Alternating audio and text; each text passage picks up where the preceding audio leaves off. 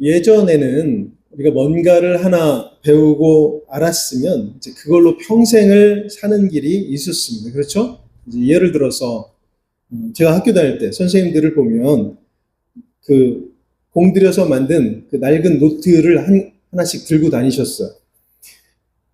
이제 수업 시간에 그걸로 이제 그걸 보면서 가르치시는데 매년 이제 그걸로 가르쳐도 크게 불편함이 없었던 것이죠.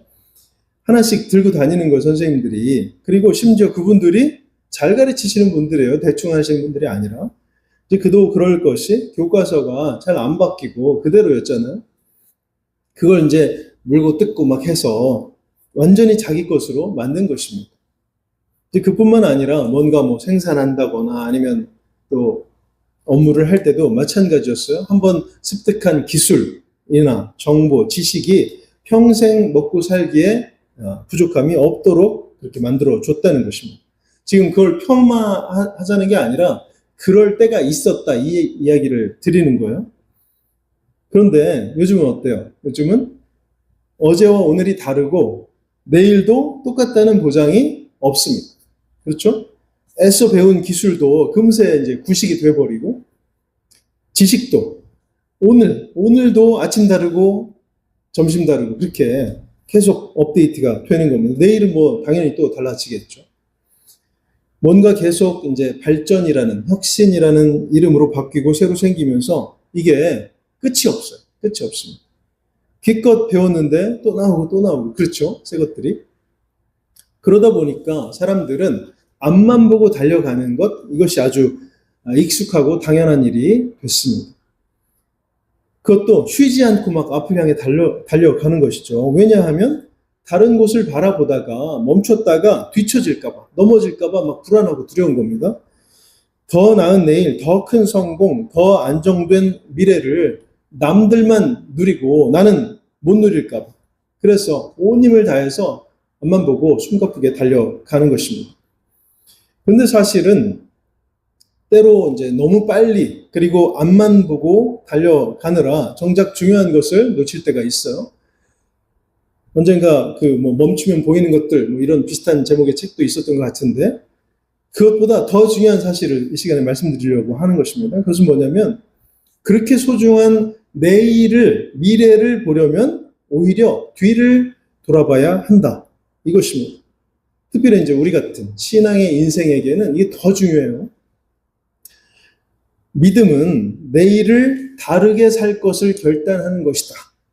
믿음은 내일을 다르게 살 것을 결단하는 것이다. 이제 이렇게도 말할 수 있지 않겠습니까? 나 중심, 뭐 성공, 편안 이런 것들을 쫓아왔던 지금까지와는 다르게 하나님 중심, 순종, 평안 이런 다른 가치와 의미를 가진 그런 삶을 사는 게 그게 바로 믿음의 인생 아니겠습니까?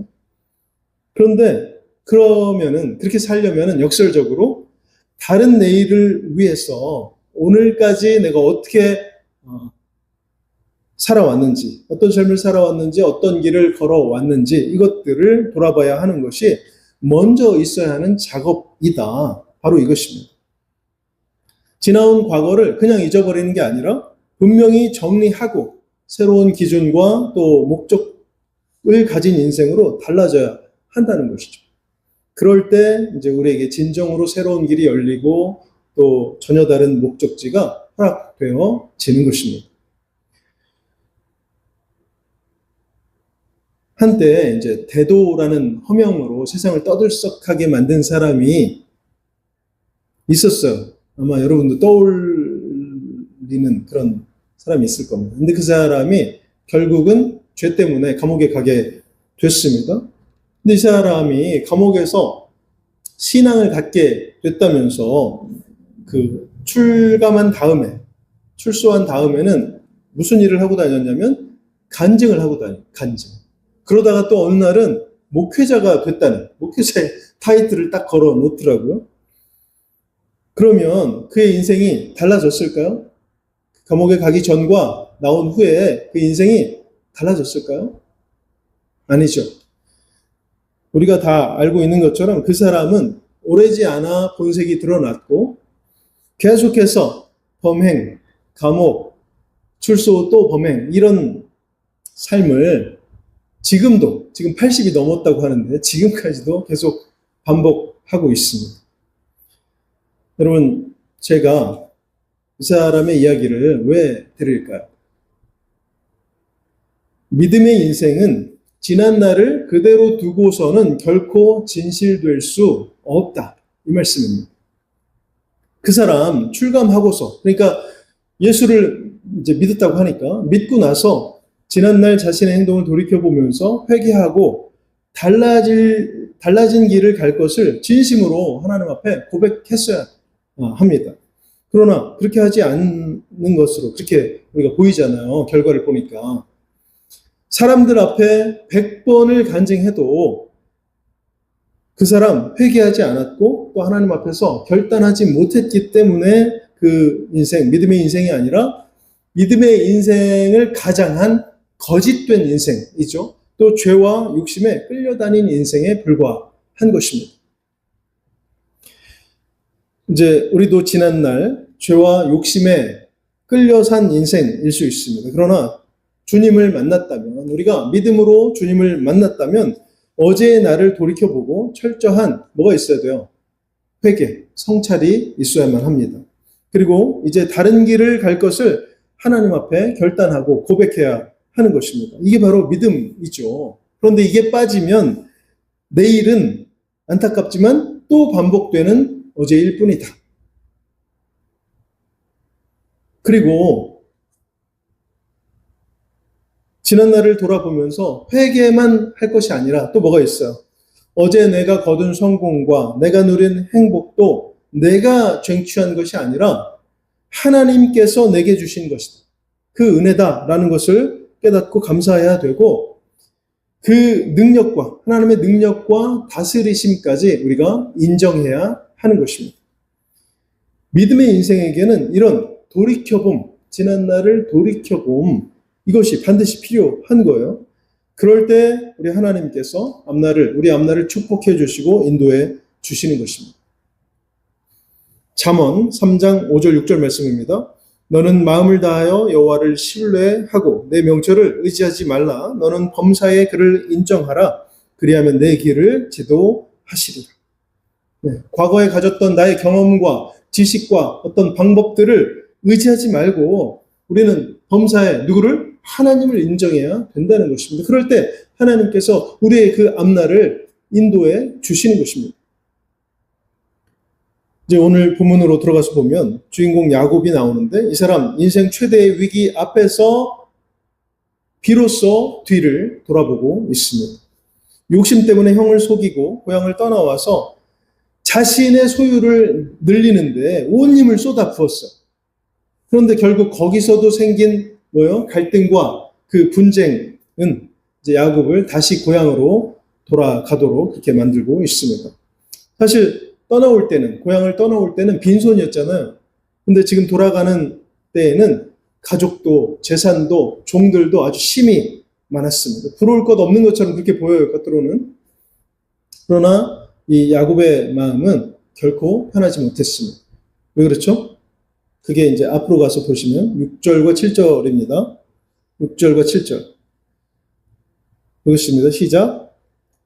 사자들이 야곱에게 돌아와 이르되 우리가 주인의 형 에서에게 이른즉 그가 400명을 거느리고 주인을 만나려고 오더이다. 야곱이 심히 두렵고 답답하여 거기까지.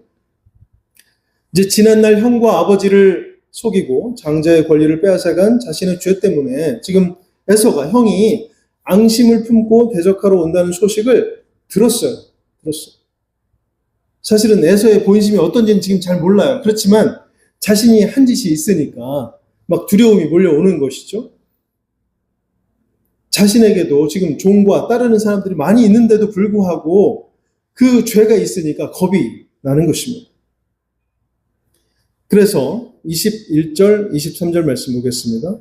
21절에서 23절까지 시작. 그 예물은 그의 앞서 보내고 그는 무리 가운데서 밤을 지내다가 밤에 일어나 두 아내와 두 여종과 11 아들을 인도하여 야복나루를 건널세.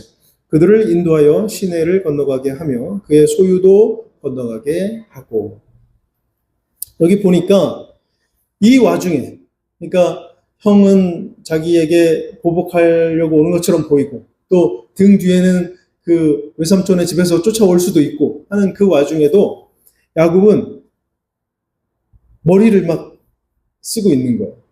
사실은 그때까지 살아온 것처럼 그대로 그렇게 살아왔어요. 이 시간까지 철저히 지금 앞만 보고 계산을 하고 있는 것입니다. 재산을 나누고 가족을 앞세우고 마지막에 이제 자신이 남는 그 방법을 택한 것이죠. 확률을 따져보고 최대한 재산이나 생명을 보존하는 쪽을 택하고 있습니다. 늘 그래왔듯이. 이렇게 살아왔어요. 그런데 이 야곱이 그렇게 가족을 강 건너로 다 건너보내고 야복 강가에 홀로 남았을 때, 바로 그때 그는 자신의 인생을 돌아보게 됐습니다.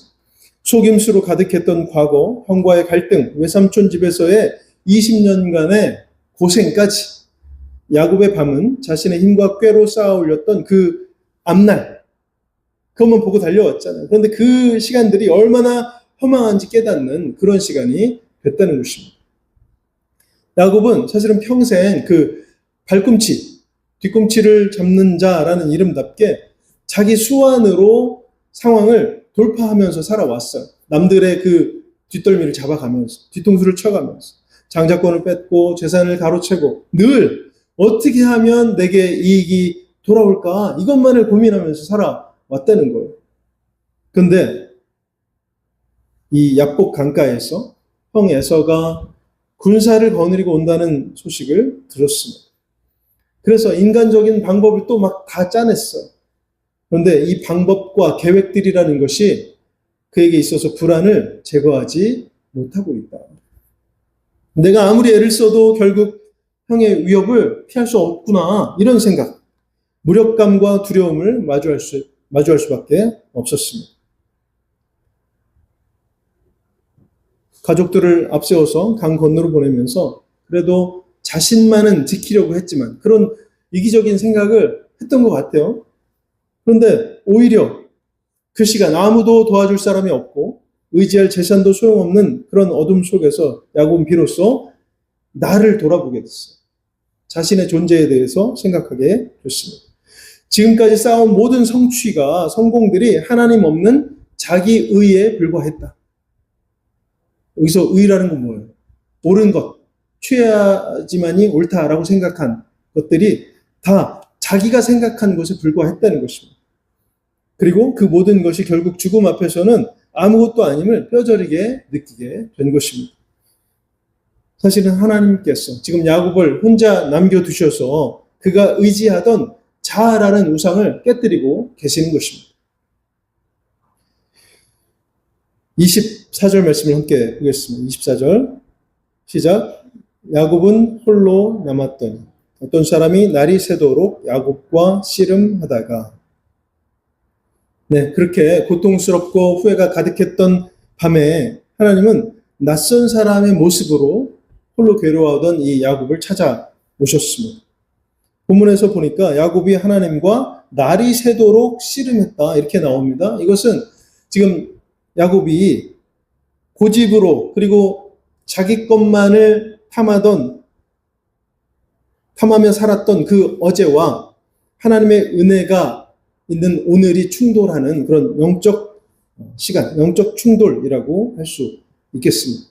그럼 결국 어떻게 돼요? 이렇게 씨름하다가 그게 25절이죠. 보겠습니다. 자기가 야곱을 이기지 못함을 보고 그가 야곱의 허벅지 관절을 치매 야곱의 허벅지 관절이 그 사람과 씨름할 때에 어긋났더라. 지금 하나님께서 야곱이 이제 끈질기게 막 매달린 것 같아요. 그래서 야곱의 허벅지 관절을 치십니다. 이게 바로 오늘 말하는 고관절이에요. 고관절. 무슨 의미입니까? 성경에서 이 부위는 생명의 근원이자 인간이 서 있을 수 있는 힘의 상징인 것입니다. 하나님께서 지금 여기를 치심으로 네가 지금까지 네 힘으로 서 있었다고 생각하느냐? 아니, 네 인생은 네가 아니라 내가 붙들고 있었다. 이 말씀을 하고 계시는 거예요. 야곱에게 온몸으로 그 진리를 알도록 가르쳐 주십니다. 야곱이 평생 자랑으로 여길 만한, 그리고 그의 인생을 지탱해온 나의 힘, 나의 힘. 이것이 꺾이는 순간이 바로 이때입니다. 그러나 이 순간에 야곱은 오히려 하나님을 붙들고 있죠. 간절히 매달리고 있습니다. 26절 말씀 시작. 그가 이르되 날이 세려하니 나로 가게 하라. 야곱이 이르되 당신이 내게 축복하지 아니하면 가게 하지 아니하겠네. 바로 여기서 하나님의 역사가 시작됩니다. 야곱은 자신의 다리가 지금 상했는데 그때 비로소 상대가 누구인지 깨닫고 있는 거예요. 사실은 앞에서도 하나님이 자기를 만나러 오셨었는데 그 믿음이 너무나 연약해서 또 순간적으로 나의 방법, 나의 지혜가 나왔던 거 아니겠어요? 그런데 이때 하나님을 다시 만나게 됐습니다. 자신의 과거를 정직하게 대면하고 자신의 무력함을 인정한 그 자리에서 비로소 하나님을 보게 됐다. 하나님의 은혜가 그에게 임하고 있다 하는 것입니다. 지금 관절이 상했잖아요. 더 이상 도망칠 수도 없고 싸울 수도 없는 상태가 됐습니다. 나를 의지하던 삶을 포기하게 된 순간이에요. 야곱이 지금 하나님께 당신이 내게 축복하지 아니하면 내가 가게 하지 않을 겁니다. 이렇게 매달린 것은 무슨 의미예요? 이제 내 수단, 내가 가진 방법 다 끝났습니다. 그래서 나의 생명은 오직 하나님께 달려 있습니다. 이런 고백입니다. 그 인생이 나를 의지하면서 하나님 신앙으로 바뀌어지고 있는 것입니다. 28절 말씀을 또 함께 보겠습니다. 28절. 그가 이르되 내 이름을 다시는 야곱이라 부를 것이 아니요 이스라엘이라 부를 것이니 이는 네가 하나님과 및 사람들과 겨루어 이겼음이니라. 그의 인생이, 야곱의 인생이 과거와 달라졌다는 것은 바로 이 지점입니다. 이 지점을 통해서 알 수 있어요. 여러분, 세상에서는 어떻습니까? 세상에서 싸움을 했다고 해보면 내가 지금 큰 부상을 입었어요. 다리를 저는 결과가 지금 나왔잖아요. 그러면 평생 이제 장애를 안고 살아야만 하는데 이러면 어떤 거예요? 야곱이 진 거잖아요. 진 거예요. 완전히 진 겁니다. 그런데 정작 야곱과 다툰 하나님께서 지금 뭐라고 말씀하세요? 네가 이겼다. 네가 이겼다. 씨름에서 지기 전에 야곱은 자신의 지혜와 계산으로 승리를 쫓던 그런 사람이었습니다. 그러나 이 허벅지 관절이 꺾임으로써 그는 자기 힘으로 사는 삶에서 완전히 패배했어요. 그런데 하나님께서 야곱에게 이겼다고 말씀하시잖아요. 왜 이렇게 말씀하세요? 사실 야곱이 밤새 얻은 것은 뭐냐면, 가장 큰 복은 뭐냐면 이긴 것이 아닙니다. 이게 아니라 하나님께 붙잡힌 것, 하나님을 붙잡은 것, 바로 이것입니다. 내가 내 인생의 주인이 돼서 얻어낸 그런 성취보다 하나님께 붙들려 그분의 인도하심 아래로 들어가는 것이야말로 인생이 거둘 수 있는 최고의 승리다. 이것을 지금 야곱이 깨닫고 있는 것입니다. 이제 야곱은 더 이상 자신의 발로 서는 자가 아니라 하나님의 은혜로 선 자가 됐습니다. 얼마나 큰 은혜입니까? 그리고 더해서 이름도 바꿔주시잖아요. 이름도. 하나님께서 지금 야곱에게 뭐라고요? 이스라엘. 새 이름을 주셨어요. 야곱이라는 이름은 아버지 이삭이 지어준 이름이잖아요. 세상에서 붙여진 이름입니다. 그런데 이제는 하나님께서 이 야곱에게 새 이름을 이스라엘이라고 주신 거예요. 과거에 갇혀 상처와 경쟁 속에 살던 야곱이 하나님과 겨루어 이긴 자라는 그런 새로운 정체성을 얻게 됐습니다. 31절 함께 보겠습니다. 31절. 그가 분이엘을 지날 때에 해가 돋았고 그의 허벅다리로 말미암아 절었더라. 야곱은 하나님과의 이 씨름 후에 다리를 절룩거리게 됩니다. 그러나 그는 더 이상 과거의 야곱이 아니에요. 지나온 과거를 돌이켜보면서 하나님 앞에 자복하고 다시 믿음의 인생으로 결단할 때 그는 승리했습니다. 새로운 삶을 시작하게 됐습니다. 30절을 또 보겠습니다. 30절. 그러므로 야곱이 그곳 이름을 브니엘이라 하였으니 그가 이르기를 내가 하나님과 대면하여 보았으나 내 생명이 보존되었다 함이더라. 사실은 바로 이전까지 야곱에게 있어서 하나님은 할아버지 아브라함의 하나님, 아버지 이삭의 하나님에 불과했습니다.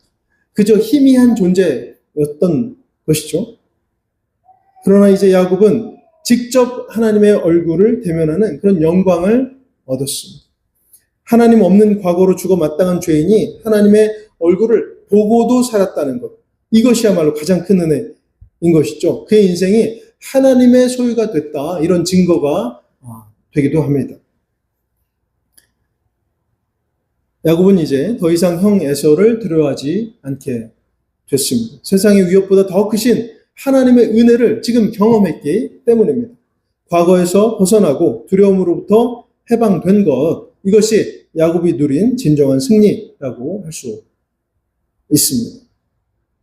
여러분, 우리 인생은 앞만 보고 달린다고 해서 완성되지 않습니다. 지나온 시간들을 돌아보며 나의 연약함을 인정하고 그 자리에서 나를 찾아오신 하나님을 붙잡을 때, 그때 비로소 우리의 삶이 하나님의 계획 속으로 들어가는 것입니다. 여러분, 이 시간에 지난 날을 돌아보시기 바랍니다. 나의 계획이 무너진, 나의 자아가 깨진 그 자리에 하나님의 은혜가, 하나님의 섭리가 어떻게 개입하고 작동했는지 지금 한번 기억해 보시길 바랍니다. 그 은혜를 붙잡을 때 우리는 비록 세상의 기준으로 보면 절뚝거리니까 힘들어 보일 수 있는지 몰라도 사실은 당당하게 또 어제보다 더 분명하게 이 믿음의 길을 걸어갈 수 있는 것입니다. 하나님께서는 지난 날을 돌아보면서 그 가운데서 하나님 없는 삶의 그 허무함을 깨닫고 다시 믿음의 길로 돌아서는 성도에게 놀라운 은혜를 부어 주십니다. 이 은혜는 단순히 과거가 지워지는 그런 위로가 아니라 내일을 새롭게 살아가도록 만들어주는 힘이 되는 것이고 또 우리가 경험할 수 있는 가장 아름다운 변화라고 할 수 있습니다. 과거를 돌아보며 다시 믿음으로 살기를 다짐하는 성도에게 하나님께서 선물을 주시는데 그게 뭐예요? 해돋는 아침입니다. 브니엘의 아침. 밤새 고통스러웠던 그 싸움의 흔적은 남아있을지 모르지만 하나님의 얼굴을 마주한 사람에게는 더 이상 그 밤의 두려움 남아있지 않은 거예요. 과거에 매여서 인간적인 계산과 판단으로 흔들릴 필요 이제는 없다. 이런 의미가 되는 것입니다. 여러분, 하나님께서는 오늘 우리에게도 네가 나를 붙잡았으니 이제 내가 너의 삶을 끝까지 책임지겠다. 이렇게 말씀해 주십니다.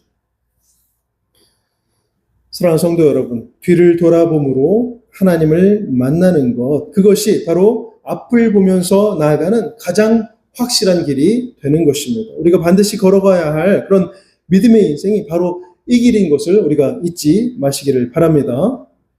오늘도 말씀 가운데 또 우리의 삶 가운데 하나님을 만나고 그 길에 써주시는 충만한 은혜를 마음껏 경험하는 성도 우리가 다 될 수 있기를 주님의 이름으로 간절히 축원합니다.